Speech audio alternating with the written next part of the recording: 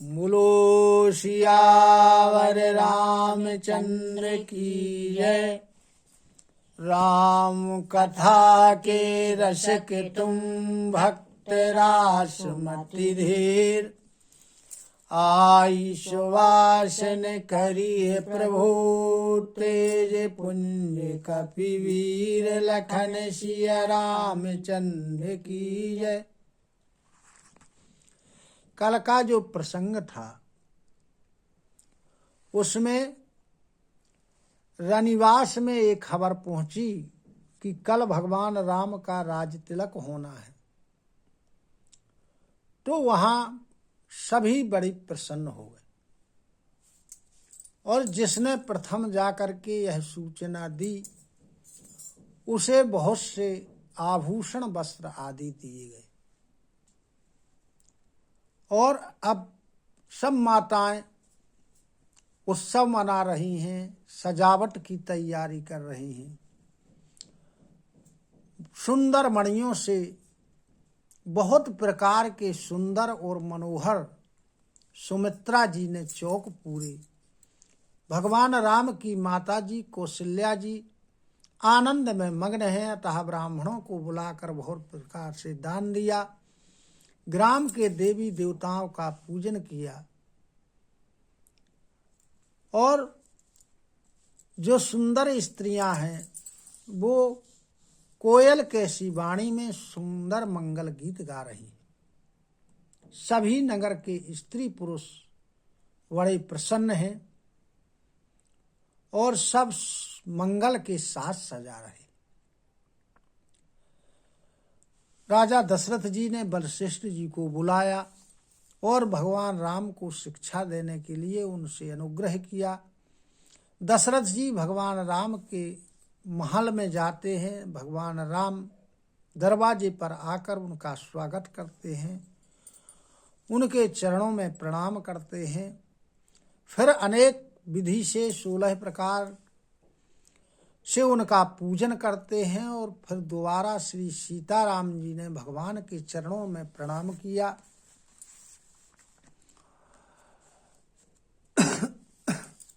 और उनसे निवेदन किया कि हे नाथ, आपने इस सेवक को बुलवा लिया होता और स्वामी का सेवक के घर पहुंचना ये मंगलदायक है, लेकिन फिर भी ऐसी रीति है कि आप मुझे ही अपने पास बुलवा लेते। भगवान राम की प्रेम से सनी हुई वाणी को सुन करके वशिष्ठ जी उनकी प्रशंसा करते हैं और उनके गुण, उनकी शीलता और स्वभाव का वर्णन करते हुए पुलकित हो जाते। वशिष्ठ जी ने उनको शिक्षा दी कि हे राम, तुम्हें उपवास, हवन, संयम, नियम ये करना है ताकि विधाता निर्विघ्न इस कार्य को संपन्न कर दे। जब वशिष्ठ जी वहां से राजा दशरथ जी के पास चले जाते हैं तब श्री रामचंद्र जी मन में विचार करते हैं कि हम चारों भाई एक साथ जन्मे हैं, एक साथ भोजन किया, एक साथ खेले। कर्णवेद संस्कार, यज्ञोपवीत संस्कार, विवाह आदि संस्कार चारों भाइयों के एक साथ हुए, लेकिन फिर भी बड़े को क्यों राज्याभिषेक किया जाता है? ऐसा विचार करते हुए भगवान राम पछतावा कर रहे। उसी अवसर पर तेहि अवसर आए लखन मगन प्रेम आनंद। सन्माने प्रिय वचन कही रघुकुल के रहो चंद। लखन सिया रामचंद्र की जय। उसी अवसर पर प्रेमानंद में मगन लक्ष्मण जी वहां आते हैं। भगवान राम ने मीठे वचनों के साथ, बड़ी कोमल वाणी के साथ उनका सम्मान किया। बाजही बाजन विविध विधाना, पुर प्रमोदो नहीं जाई बखाना। भरतो आगुमन सकल मनावही, आवहु वेगी नयन फल पावही। अब अनेक प्रकार के बाजे बज रहे हैं। सारी अयोध्या में अतिशय आनंद हो रहा है जिसका वर्णन नहीं किया जा सकता है। सभी लोग ये मना रहे हैं कि भरत जी आ जाएं और वो भी अपने नेत्रों का लाभ ले लें। हाट वाट घर गलियां थाई, कहीं परसो पर लोग लोगाई। काली लगन भली केति की वारा, पूज ही विधि अभी लाशु हमारा। अब हाट बाट घर गली यानी बाजार, रास्ते, गलियां, अथाई, इसमें सब लोग बातचीत आपस में करते हैं कि कल कितने समय में शुभ मुहूर्त है, कब हमारी मन की अभिलाषाएं ईश्वर पूरी करेगा। कनको सिंहासन सीय समेता, बैठहि रामु होई चित चेता।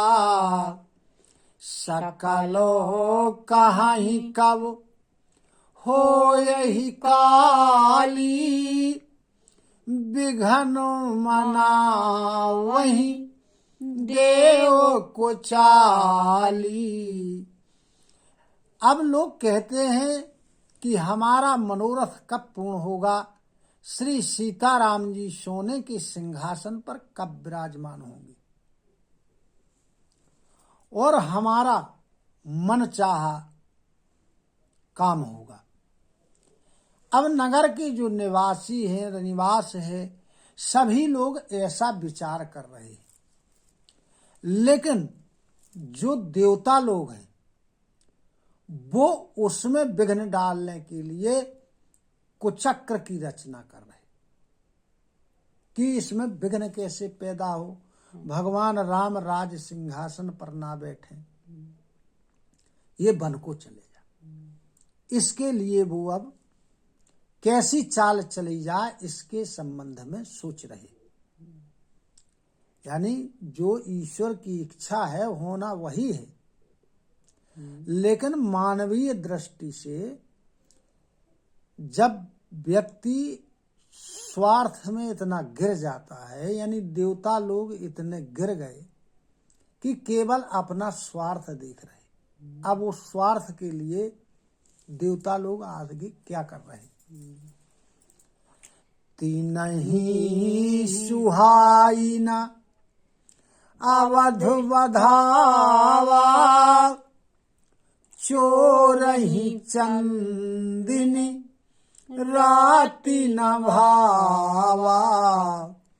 शारद बोली विनय सुर करोही, बारही बारो पायल परोही। अब जो देवता लोग थे उन्हें अवध का जो आनंद हो रहा था वह अच्छा नहीं लग रहा था। हाँ, जिस प्रकार चोर को चांदनी रात अच्छी नहीं लगती है, उसे अंधेरी रात अच्छी लगती है कि कोई देख ना पाए। तो देवताओं ने क्या किया कि सरस्वती जी के पास पहुंचे या उन्हें बुलाया और उनसे प्रार्थना कर रहे, बार बार उनके चरणों को पकड़ रहे और कह क्या रहे देवता माता सरस्वती से, विपत्ति हमारी बिलोक बड़ी, मातु करई सोई आजू, राम जाहि बनु राजु तजी, होई सकल सुर काजु, लखन सिय रामचंद्र की जय। कहने लगे कि हे माँ, हमारी बड़ी विपत्ति है और इस बड़ी विपत्ति को देखते हुए आप कोई ऐसा कार्य करिए जिससे भगवान राम वनवास के लिए चले जा, ताकि हम जो देवता हैं हम लोगों का काम बन जाए। सुनी सुर विनय ठाड़ी पछताती, भयऊ सरोज बिपिन हेमराती, देखी देव पुनि कहीं न होरी, मातु तो ही नहीं थोरी उखोरी। अब जब देवताओं ने विनय की तो उनके विनय को देखते हुए, उनकी कही बड़ी बात को सोचते हुए माता सरस्वती जी पछतावा कर रही हैं। क्या पछतावा? कहती हैं कि बताओ मैं कमल के वन के लिए और हेमंत ऋतु की रात बन रही हूँ। हेमंत ऋतु की रात में कमल मुरझा जाता है। तो बोले मैं अयोध्या में सबके चेहरे मेरे कार्य से मलिन पड़ जाएंगे, तो मैं हेमंत ऋतु की रात होने जा रही हूँ। जब देवताओं ने देखा कि सरस्वती जी पछतावा कर रही, तब उन्होंने फिर से उनसे बड़ी विनय की और कहने लगे कि हे माता, इसमें तुम्हें कोई दोष नहीं लगेगा। विस्मय हरस रहित रघुराऊ, तुम जानहु सब राम प्रभाऊ, जीवो करम बस सुख दुख भागी, जाइए अवधु देव हित लागी। कहने लगे देवता कि इसमें आपको कोई दोष नहीं लगेगा। माँ सरस्वती जी बोली क्यों? बोली इसलिए कि जो भगवान राम हैं वो हर्ष और विषाद से रहित हैं, परे हैं। उन्हें ना कभी प्रसन्नता होती है ना कभी दुख होता है, और तुम तो उनके प्रभाव को जानती हो, भगवान राम के प्रभाव को। और जो यह जीव है जे अपने पूर्व जन्म के या वर्तमान जन्म के किए हुए कर्मों के अनुसार सुख और दुख को प्राप्त करते हैं। इसलिए हे देवी, देवताओं के हित के लिए आप अवधपुर जाइए। बारो बारो गही चरण संकोची, चली विचारी विबुध मति पोची, ऊंचे निवासु नीच कर तूती, देखी न सकही पराई विभूति। अब बार बार देवताओं ने माता सरस्वती जी को के चरणों को पकड़ा और उनको संकोच में डाल दिया। अब उन्हें बड़ा संकोच हुआ, तो वे मन में विचार कर रहे हैं कि देवता कितनी ओछी बुद्धि के। और कहते हैं कि इनका निवास तो बड़ा श्रेष्ठ है, स्वर्ग में निवास करते हैं, लेकिन इनके जो कर्म है, इनकी जो करतूत है, ये बड़ी नीची प्रवृत्ति के हैं। क्योंकि जे दूसरों का ऐश्वर्य, दूसरों का बड़प्पन, दूसरों का बढ़ना देखना पसंद नहीं करते। आगिल काजू बिचारी बहोरी, करी हहीं चाहे कुशल कवि मोरी। हरसी हृदय दशरथपुर आई, जनु ग्रह दशा दुसह दुखदाई। अब वो आगे की सोच करके मां सरस्वती जी आगे के काम का विचार करके कि आगे जब भगवान राम वनवास जाएंगे तब क्या करेंगे, यानी राक्षसों का वध करेंगे, जिससे सारे समाज का भला होगा। दूसरा, जब कभी लोग भगवान राम के वनवास का ये प्रसंग लिखेंगे तो मेरी आवश्यकता उन्हें पड़ेगी। तो ऐसा मन में विचार जब वो करती हैं तो थोड़ा प्रसन्न हो जाते हैं, और प्रसन्न हो करके और अवधपुर के लिए चल देती हैं। अब ऐसा लग रहा है जब वो अवधपुरी जा रही हैं कि अयोध्या में मानो दुसह दुख देने के लिए कोई बुरे ग्रह की दशा आ गई हो। सरस्वती जी बुरे ग्रह की दशा जैसी हो गई। अब अवधपुर वो पहुंच जाती हैं और वहां पहुंच करके क्या करती हैं, अब वो ये खोजती हैं कि कमजोर बुद्धि का यहाँ कौन है, क्योंकि कमजोर बुद्धि वाला ही किसी के सिखावे पढ़ावे में लगता है और यह गलत काम करता है। तो वो ये खोज रही कि कमजोर बुद्धि का कौन है। तो अब उन्हें सरस्वती जी को मिलता कौन है कमजोर बुद्धि का, कि नाम मंथरा मंदमती, चेरी कई केरी, आजस पिटारी ताही करी, गई गिरामती फेरी, लखन सिया रामचंद्र की जय। अब उन्होंने देखा कि महारानी केकई की दासी है जिसका नाम है मंथरा, और ये क्या है, बुद्धि की कमजोर है, मंदमती की है, मंद बुद्धि की है। अतः एक तो ये महिला है, यानी स्त्रियां काम बिगाड़ने में बड़ी चतुर होती, काम बनाने में चतुर नहीं है, काम बिगाड़ने में चतुर। यदि स्त्रियों को कह दो, स्त्रियां तुम्हें कहीं 10-5, 2-5 इकट्ठी बैठी ये विचार नहीं कर रही होगी कि किसी का काम कैसे में भला हो, उसका कैसे में उसका काम सुचारू रूप से संपादित हो जाए। वो जब भी काम करेंगी तो किसी का काम बिगाड़ने के लिए ही विचार करेंगी। तो सरस्वती ने देखा कि एक तो ये स्त्री है, दूसरी मंद बुद्धि की है, इसका दिमाग कमजोर है, और तीसरे यह दासी है।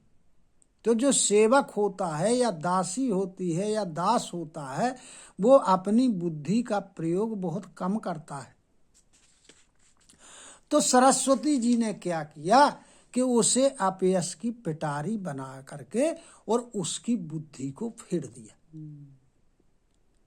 तो उन्होंने जो है उसको पकड़ा, मंथरा को।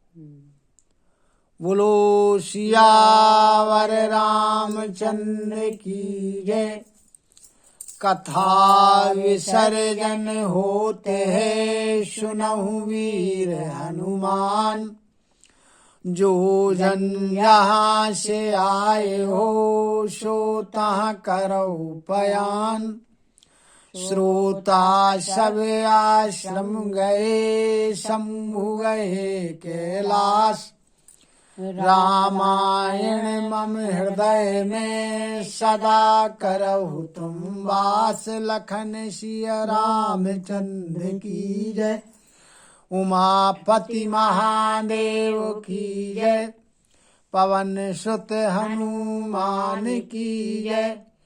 गुरु गोविंद की जय हो। जय जय सीताराम जय जय राधे श्याम। नमः पार्वती पते हर हर हर महादेव।